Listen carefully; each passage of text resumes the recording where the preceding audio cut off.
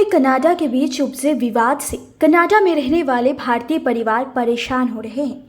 Canada में रहने वाले भारतीयों को डर है कि दोनों देशों के बीच तनावपूर्ण रिश्ते के कारण भविष्य में विजिटर और स्टडी वीज़ा मिलने में देरी हो सकती है, या यह भी हो सकता है कि भारतीय छात्रों के लिए वीज़ा की सीमा भी तय कर दी जाए। शिरोमणि अकाली दल के अध्यक्ष सुखबीर सिंह बादल ने कहा कि बहुत सारे पंजाबी कनाडा में बस गए हैं। पंजाब में दहशत का माहौल है, इसलिए भारत और कनाडा की सरकारों को इस मुद्दे का समाधान ढूंढना चाहिए। इसका भारत कनाडा संबंधों पर बड़ा प्रभाव पड़ रहा है। सिखों को आतंकवाद से जोड़ा जा रहा है, एक गलत धारणा बनाई जा रही है और इसे रोकने की ज़रूरत है। उन्होंने कहा कि भारत और कनाडा की सरकारों को जल्द से जल्द कोई समाधान निकालना चाहिए। दोनों देशों के बीच संबंधों को ठीक करने की ज़रूरत है। इसका खामियाजा देश की जनता को नहीं भुगतना चाहिए। मैं पीएम को पत्र इसलिए लिख रहा हूं कि इस मसले को जल्द निपटने की ज़रूरत है। अगर यह हाथ से बाहर गया तो इसका असर बहुत सारे भारतीयों, खासकर सिखों और पंजाब के लोगों पर पड़ेगा। बता दें कि बड़ी संख्या में भारतीय छात्र कनाडा के शैक्षणिक संस्थानों में पढ़ते हैं और ट्यूशन फीस के रूप में अरबों डॉलर देते हैं। Canadian bureau of international education के अनुसार भारतीय छात्रों ने साल 2021 के दौरान कनाडियन अर्थव्यवस्था में 4.9 अरब डॉलर से अधिक का योगदान दिया है। भारत और कनाडा के बीच उपजे विवाद के बाद वे लोग काफ़ी परेशान हैं। जिसके परिवार के बच्चे या तो वहाँ पढ़ रहे हैं या कोई बिजनेस कर रहे हैं। शहर के HK खरवंदा, मेगा भाटिया, के सिंह, NI मिसेज, जिंगेंदर सिंधु के परिवार के लोग कनाडा में रहते हैं। यहाँ के HK खरवंदा के बेटे ऋषभ कनाडा के बैकवूर में काम करते हैं। स्काइप के जरिए वीडियो कॉल पर ऋषभ खरवंदा ने कहा कि मौजूद हालात को देखते हुए हम लोग भयभीत हैं। इस विवाद का कुछ हल निकाला जाना चाहिए।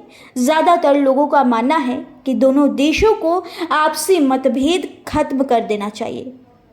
बता दें कि कनाडा के पीएम जस्टिन ट्रूडो ने कनाडा की संसद में खालिस्तानी आतंकी हरदीप सिंह निज्जर हत्याकांड में भारत की संलिप्तता की बात कही थी।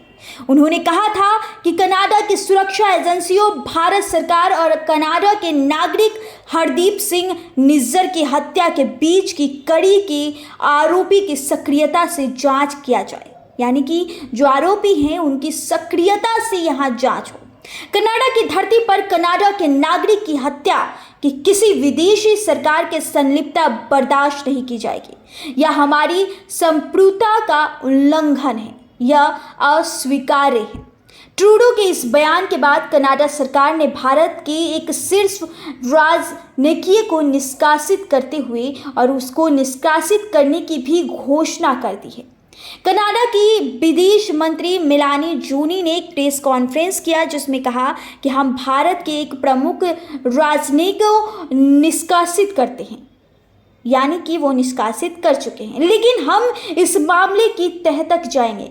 अगर यह सब सच साबित हुआ तो हमारी संप्रभुता और एक दूसरे का सम्मान करने के बुनियादी नियम का उल्लंघन होगा।